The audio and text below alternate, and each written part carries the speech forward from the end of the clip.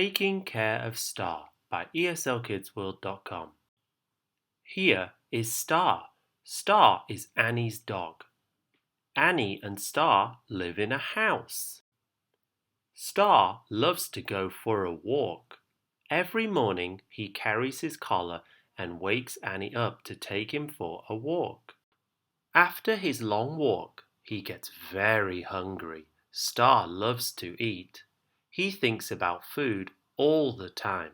Star is a very helpful dog. He helps Annie take the mail from the mailbox every day.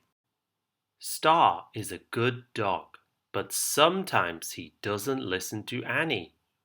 When Star is bored, he takes Annie's socks and shoes. "Stop playing with my socks and shoes. Let's get you a ball instead," Annie says. Annie takes great care of Star. When he gets dirty, she washes him, and when he gets bored, she plays with him. They do a lot of fun things together. For more videos, click the like button or subscribe below.